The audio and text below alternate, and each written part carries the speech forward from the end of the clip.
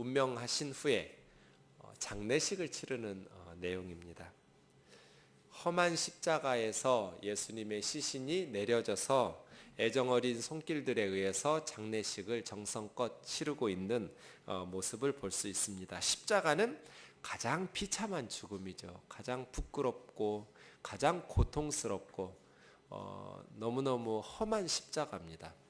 예수님의 험한 십자가가 끝나고 이제 다 이루었다 라는 외침과 함께 예수님께서 숨을 거두시니까 그 다음 이제 예수님은 모든 고난이 끝난 거예요. 이제 뭐 하시면 돼요? 하나님 보좌 우편에 영광 가운데 부활하시고 승천하시고 역사하시도록 이렇게 영광과 존귀를 입으시면 돼요. 그래서 그랬는지요, 오늘 장례식을 보면 굉장히 품격 있는 장례식이라고 할까요? 네, 좀 아름다운 모습이에요.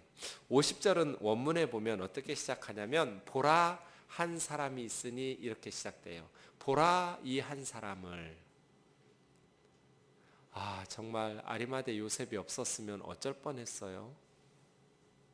보라 한 사람 이름하여 요셉, 이런 식이거든요. 네. 요셉이라고 이름하는 한 사람이 있었는데 그 사람은 공회의원이었어요. 사내들인 공회의원이에요. 그런데 선하고 의로운 사람이었어요. 그래서예요.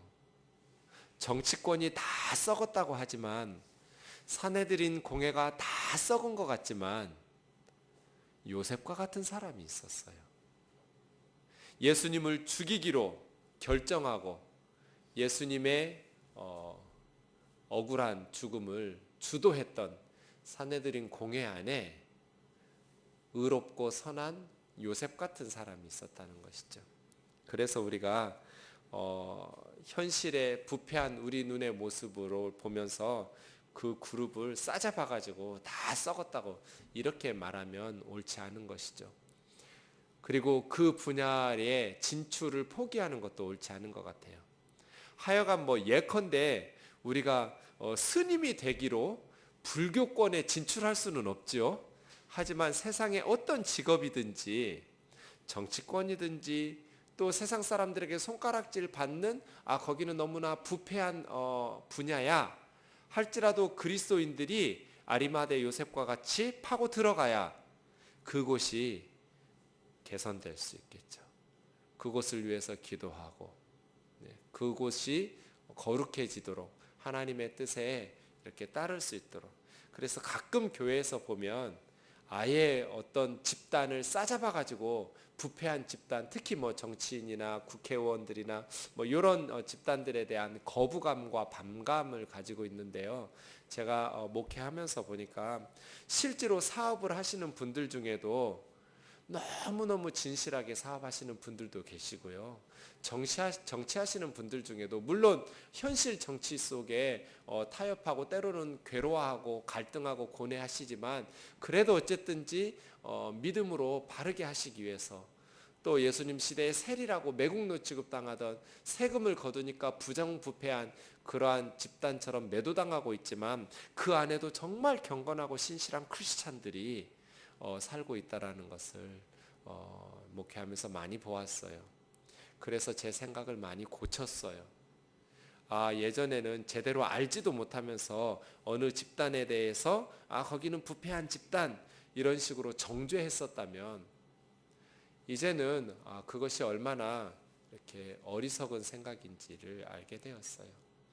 흑백 논리로 막 치우치는 것이죠. 그에 비해서 여기는 너무 거룩하고 경건한 집단, 그렇지 않더라고요. 그렇게 보였던 집단들 속에도, 목회자들 가운데에도, 또 선교사님들 복음을 전하겠다고 선교지까지 나가서도 사실은 신실한 선교사님들이 많이 계시지만 그렇지 못한 선교사님들도 많이 있더라고요. 그래서예요. 어느 분야나 그리스도인들이 파고 들어가서 의로운 삶을, 사실은 오늘 본문에 등장하지 않았지만 오늘 본문의 주인공들은 12제자 같아요. 누가 장례식을 치러야 돼요? 예수님의 시신을 십자가에서 누가 내려서 그 피를 누가 닦아서 누가 향품과 모략을 집어넣어서 누가 수의를 입혀서 예수님의 장례식을 치러야겠어요. 12제자죠. 그리고 가족들이죠. 예수님의 동생들, 친척들. 그런데 아무도 등장하지 않아요. 사복음서에는 공히 예수님의 장례식은 아리마대 요셉이 주도적으로 치러낸 것이라고 기록하고 있어요. 일치되게. 예수님의 장례식에는 아리마대 출신 요셉이라는 사람이 주도했어요. 그 사람 사내들인 공회 의원이니까 굉장히 지위가 높은 사람이에요. 이스라엘의 70명 중에 한 사람이에요. 51절 보죠? 그런데 이 요셉은 그들의 결의와 행사에 찬성하지 아니한 자라 이렇게 되어 있어요. 사내들인 공회의 결정과 활동에 찬성하지 않았던, 사내들인 공회가 결정하고 행사, 활동했던 게 뭐예요? 예수님을 재판할 때 사형을 언도하고 십자가에 죽이기 위해서 빌라도 총독에게 압력을 집어넣고 그게 사내들인 공회의 결의와 행사거든요. 그런데 아리마대 요셉은 그 자리에 없었던 것 같아요. 재판 과정 속에 찬성하지 않았던. 그는 유대인의 동네, 이스라엘은 지역이 세 부분으로 나누어져요. 북부지방 갈릴리, 중부지방 사마리아, 남부지방 유대. 그 유대 지역의 아리마대 사람이다. 그런데 안타깝게도 지금은 이 아리마대가 어느 도시인지 알 수가 없어요. 왜냐하면 아리마대라는 도시가 여러 개가 있어요. 이거 구약식으로 하면 라마, 높다라는 뜻을 가진 그런 도시인데요. 아마 성경학자들은 사무엘 선지자의 고향인 라마다임 소빔이 아닐까 하고 추측해요. 그런데 예루살렘에서 그렇게 멀지 않은 남부 유대 지방의 아리마대라는, 근데 이제 초대교회 제자들은 다 알았겠죠. 어느 도시 출신인지. 예. 가끔 시골에 가면 그 고장을 빛낸 사람들의 인물해서 뭐 반기문 유엔 총장 같은 분이 고향에 가면 플랜카드 걸어지고 있잖아요. 저는 아리마대 이거 생각하면 이 요셉을 초대교회 성도들이 와 아리마대 출신해서 굉장히 이렇게 고향을 빛낸 인물 뭐 이런 느낌이 들어요. 하나님의 나라를 기다리는 자, 더 중요한 표현이겠죠. 아리마대 요셉은 하나님의 나라를 기다렸던 사람이에요. 이것은 누가복음에서 굉장히 중요한 표현이에요. 하나님의 나라를 기다리는 사람. 70명의 사내들인 공회원들이 있었어요. 그리고 의장까지 하면 현직 대제사장이 사내들인 공회 의장인데요. 71명이에요. 71명 중에 다 예수님을 십자가에 처형시키려고 일치단결해서 움직일 때 하나님의 나라를 기다리는 선하고 착하고 의로웠던 이 아리마대 요셉은 찬성하지 않은 것이죠.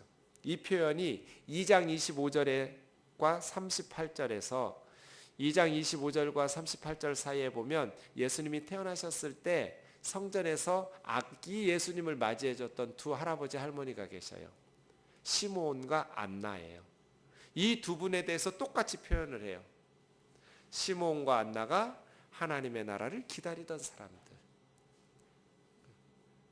우리는 하나님의 나라를 기다리고 있나요? 완성될 하나님의 나라를 기다리기 때문에 현실에서 가장 선하고 의롭게 살 수 있는 거예요. 현실 속에 집중하면서 하나님 앞에 서야 된다는 것, 장차 하나님의 나라가 완성되어서 이 땅 가운데 임한다라는 것을 잊어버리고 살게 되면 현실 속에서 살아남기 위해서 두려워하고 타협하게 되고 불의에 침묵하게 되거든요. 그런데 하나님의 나라를 기다리는 사람, 늘 하나님의 나라를 사모하는 사람, 하나님 앞에 서야 된다라는 것을 기억하면서 사는 사람은 이 땅에서 게으르게 사는 사람이 아니에요. 하나님 앞에 서야 될 것을 기억하는데 어떻게 게으르게 살겠어요? 그래서예요. 하나님의 나라를 기다리는 사람은 가장 현실의 삶을 바르게 살 수 있어요. 왜냐하면 하나님의 나라를 항상 기억하면서 살고 하나님의 나라를 항상 사모하면서 기다리고 살기 때문에 이 땅에서 이루어지고 있는 것들에 대해서 절대적인 의미 부여를 하지 않거든요. 여기서 언젠가 나는 떠날 사람이니까요. 그 삶의 뿌리를 천국에 내리고 있기 때문에 이 땅에서의 삶을 의롭고 선하게 살아갈 수 있는 거예요. 희생하면서 박해를 감수하면서. 아리마대 요셉 굉장히 위험한 행동이에요. 그러지 않겠어요? 지금 사내들인 공회원들이 결정해서 죽였는데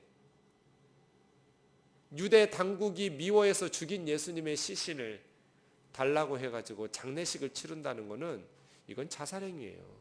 자기 명예, 그동안 쌓았던 지위, 유대교에서 파문당한다라는 것은, 유대교에서 출교당한다라는 것은 상상할 수 없는 사회적인 고통이에요. 정상적인 사회생활이 불가능해요. 그것을 감수하고 용기를 낸 거잖아요. 그 아리마대 요셉에 대해서 말할 때 세 가지로 말하죠. 선하고 의로웠다, 하나님의 나라를 기다렸다. 그래서예요. 내가 사내들인 공회 의원이었으면 어땠을까? 이렇게 하기 쉽지 않았을 것 같아요. 적극적으로 동참은 안 한다 할지라도 마음속으로는 이거 아닌데, 이거 뭔가 잘못된 판결인데, 마음속으로는 그런 생각이 있다 할지라도 내 생각하고 가족 생각하고 그동안 자기가 쌓아왔던 그 높은 지위를 생각하면 사내들인 공회 의원으로서 아리마대 요셉처럼 이렇게 용기 있는 결정과 선택을 할 수 있었을까? 쉽지 않았을 것 같아요. 그런데 아리마대 요셉이 그렇게 할 수 있었던 것, 하나님의 나라를 기다린 사람, 하나님의 나라를 기다리고 있는 사람. 저와 여러분이 바른 그리스도인으로 이 현 세상에서 선하고 의롭게 살아가시려면 하나님의 나라를 기다리는 사람이어야 돼요. 하나님의 나라를 사모하는 사람, 하나님의 나라가 완성되기를 기다리는 사람. 그러면 이 땅에 이루어지고 있는 모든 것에 대해서 상대적 가치만 인정하게 돼요. 열심히 살아요. 성실히 살아요. 그러나 그것이 전부인 것처럼 착각하며 살지는 않아요. 이 땅에서 성공해도 그렇게 기뻐할 일이 아니에요. 이 땅에서 실패해도 그렇게 슬퍼할 일이 아니에요. 왜요? 이 세상이 전부가 아니니까요. 남아있는 삶이 있으니까요. 하나님의 나라를 기다리는 사람, 하나님의 나라를 사모하는 사람, 이 땅에서 대충대충 살 것 같지만 그렇지 않아요. 가장 희생적이고 가장 예수님 닮은 사람처럼 반듯하게 살아낼 수 있는 사람, 하나님의 나라를 기다리는 사람. 그래서예요. 예수님이 아가였을 때는 시므온과 안나라는 두 사람이 하나님의 나라를 기다리면서 아기 예수를 성전에서 맞아들이면서 예언을 하고 찬송을 하고 예수님의 모친 마리아와 요셉을 격려하고 위로하고 그렇게 영적으로 붙들어주고 하나님 앞에 영광 돌리더니 마지막 예수님의 장례식은 아리마대 요셉이라는 똑같은 상황. 헤롯 왕이 막 죽이고 있었을 때 메시아됨을 알아보고 영적으로 깨어 있어서 이분이 하나님의 아들이고 인류의 구원자인 것을 예언했던 안나와 시므온처럼 하나님의 나라를 기다리는 사람들에 의해서 엄청난 박해와 어려운 상황임에도 불구하고 예수 그리스도에게 어떻게 행해야 될지를 알고 행했던 사람들, 공통점은 하나님의 나라를 기다리는 사람이었어요. 우리의 영적인 안테나가 항상 하늘을 향해 있어야 돼요. 하나님의 나라를 기다리는 사람답게. 그래서 영적인 통찰력을 가지고 살아가야 되겠어요. 그가 빌라도에게 가서 예수의 시체를 달라고 했어요. 당연히 빌라도 총독의 허락을 맡아야겠지요. 왜냐하면 로마 당국에서는 이런 식으로 범죄를 받아서 처형당한 사람을 내주지 않았다고 그래요. 왜 내주지 않으려고 했겠어요? 유대인들에게 이런 시신을 내줘서 유대인들이 화려하게 장례식을 치르면 이스라엘을 위해서 로마에 반역했지만 로마의 입장에서는 반역자인데 이스라엘에서는 영웅으로 떠받들면서 순교자로 떠받들지 않겠어요? 그러면 많은 피정복민으로서 이스라엘 사람들이 그렇게 로마에 반역할 것이니까 모방 범죄가 가능할 테니까 시신을 내주지 않는 거죠. 그런데 빌라도 총독이 내주었어요. 이 예수님을 순교자로 영웅으로 떠받들까 봐 보통 같으면 내주지 않는 상황인데 두 가지 이유가 있었을 것 같아요. 첫째는 예수님의 제자들이 내달라고 했으면 빌라도 총독이 순순히 시신을 내줬을까? 그랬을 것 같지 않아요. 그러면 예수님의 제자들에 의해서 이제 이상한 방향으로 흐를 수 있어요. 순교자와 영웅으로. 혹은 예수님의 가족들이 내달라고 했어도 내줬을까? 그것도 쉽지 않았을 것 같아요. 그런데 사내들인 공회원이잖아요. 공식 직함을 가지고 있는 아리마대 요셉이 요구하니까 쉽게 거부할 수 없고 또 신뢰가 가는 것이죠. 그래서예요. 목회하다 보면 이 사내들인 공회원 같이 아리마대 요셉 같은 사람도 필요하더라고요. 그 높은 지위를 하나님께서 쓰실 때가 있어요. 빌라도 총독이 물론 또 하나의 이유는 예수님이 유죄라고 로마에 반역을 행한 정치적 반역자라고 판단하지 않았어요. 예수님은 무죄라고 기껏해야 채찍 몇 대 때리고 내보내면 충분하다고 이렇게 생각했었기 때문에 예수님의 시신을 내어줬겠죠. 하지만 사내들인 공회원이었던 요셉이 내달라고 했기 때문에 좀 더 공식적인 지위를 가진 높은 사람이었기 때문에 믿고 내주었었던 것 같아요. 어쨌든 반역자들의 시신을 내주는 것은 로마 제국의 입장에서는 흔치 않은 일이에요. 그래서 시신을 달라고 하고 53절이요. 예수님의 시신을 십자가에서 내려서 세마포로 싸고 다른 복음서에 보면 세마포를 샀다고 그랬어요. 사가지고 싸고 아주 품격 있는 수의라고 볼 수 있어요. 아직 사람을 장사한 일이 없는 바위에다가 판 무덤에 넣어두니 이게 어느 무덤인지 정확하지 않아요. 지금은 한 2개 정도로 압축하고 있는데요. 그 2개 중에 하나가 아닐 수도 있고요. 거룩한 무덤이라고 부르기도 하고 정원이 있는 무덤이라고 부르기도 하는데 어떤 건지는 정확히 알 수 없지만 어쨌든 두 무덤 다 비어 있는 건 사실이에요. 이날은 준비일이요. 어떤 준비일이요? 준비일 하면 금요일 이렇게 생각하시면 돼요. 관용어구예요. 안식일이 토요일이잖아요. 그래서 그 전날인 금요일을 준비일 이렇게 불렀어요. 특별히 이때 안식일 준비일은 6월절이 시작되는 안식일의 준비일이에요. 안식일 전날인 금요일이에요. 그런데 안식일이 거의 다 되었어요. 정확히 토요일은 언제 시작돼요? 안식일은 금요일 해 떨어지면 시작돼요. 예수님께서 오후 3시쯤 숨을 거두셨어요. 그러면 이제 해 떨어지면 안식일이 시작되는 거예요. 왜냐하면 금요일 저녁부터 토요일 해 떨어지는 저녁까지가 안식일이거든요. 그러니까 안식일이 거의 되었더라. 이 말이 해지면 안식일이 시작되니까 안식일이 되면 시체를 움직일 수 없어요. 장례식을 치를 수가 없어요. 그러니까 급히 빨리 예수님 시신을 수습해서 장례식을 서둘러서 치러야 돼요. 사실은 54절이 50절로 와야 될 것 같아요. 제 생각에는. 시간을 먼저 언급하는 것이 언제 있었던 일인지 보통 이런 식으로 복음서 기자들이 쓰는데요. 시간을 뒤쪽으로 빼면서 앞에 아리마대 요셉 보라 이 한 사람 이름은 요셉이고 사내들인 공회 의원인데 선하고 의로운 사람 아리마대 요셉을 먼저 이야기했어요. 그 다음 아리마대 요셉 외에 등장인물이 하나 더 있어요. 55절이에요. 갈릴리에서부터 예수님과 함께 온 여자들. 그러니까 12 제자들은 큰 소리 뻥뻥 쳤어요. 예수님과 함께 죽는 데까지 갈 거라고, 절대로 주님 버리지 않을 거라고. 그 제자들은 다 사라져 버렸고요. 여인들이 끝까지 따랐어요. 어떤 희생도 마다하지 않고. 그런 거 보면 제가 목회할 때도 가끔 느끼는 이런 순간을 느끼는데요. 정말 무엇인가 자기들이 다 할 것처럼 12제자처럼 호언장담하는 분들이 있어요. 그런데 막상 일이 시작되면 전혀 예상치 못한 아리마대 요셉이 등장하기도 하고요. 여자들이 등장하기도 하고요. 호언장담했던 베드로와 12제자들은 쑥 빠져버리는 때가 많아요.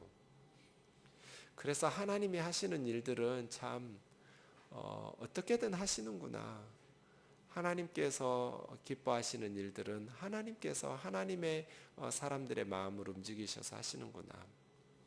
제자들을 비난하는 게 아니에요. 아마 그 제자들이 그때 나서가지고 예수님과 함께 감옥에 갇히거나 뭐 죽었거나 이랬으면 어떻게 제자들이 복음을 전했겠어요? 이 순간 제자들은 도망 다녔고요. 그 다음에 열심히 모여서 기도하고, 기도가 뜨거워지자 막 성령이 오순절에 임했고, 성령이 임하자 이제 담대해서 복음을 전파하고 결국 순교자가 되었던, 하나님의 인도하심은 참 우리의 생각을 뛰어넘을 때가 참 많다.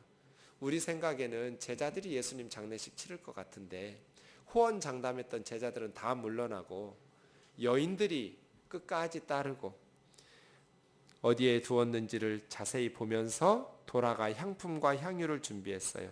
이 향품이 아로마예요. 아로마, 향기 나는 것. 향유, 미라라고 하는 건 이제 향기로운 방부제, 부패하지 않도록 하는 역할도 하고요. 향기로운 냄새를 나게 하는 역할도 하는 것들을 준비해서 안식일에 쉬고, 안식일이 끝나면 이 향품과 향유를 예수님의 무덤에 가서 더 이렇게 잘, 그러니까 지금은 시간이 없기 때문에 짧은 시간, 안식일이 시작되기 전에 빠르게 장례식을 서둘러 치르느라고 대충, 그리고 이제 안식일이 끝나면 토요일이 지나고 밤에는 해 떨어진 저녁에는 못할 테니까 그 다음날 새벽, 일요일 새벽에 여인들이 향품과 향유를 잔뜩 준비해놨다가 무덤으로 가서 예수님의 시신을 좀 더 잘 수습하면서 정성 들여서 장례식을 치르려고 준비하고 있었던 여인들이 있었어요. 네. 오늘 말씀 보면서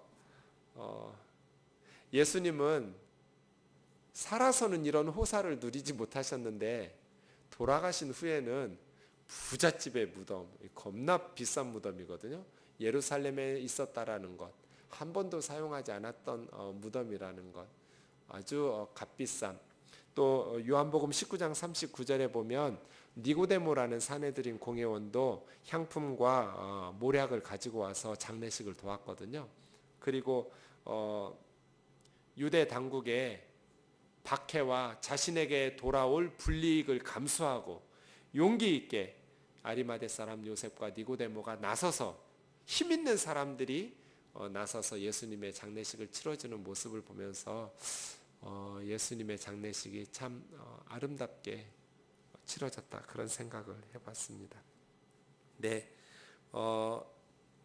평소에는 주님을 따르는 제자였던 아리마대 요셉이 두려워서 예수님의 제자라는 것을 드러내지 못했지만 십자가 사건을 보면서 이제는 결단하고, 내 삶에 어떤 어려움이 찾아온다 할지라도 내가 나서서 우리 예수님의 장례식을 치러야겠다, 이런 어떤 거룩한 부담감들을 가지고 주님을 위해서 헌신하고 희생했던 그러한 사람들을 위해서 하나님의 나라가 또 한 걸음 전진하는 것 같아요.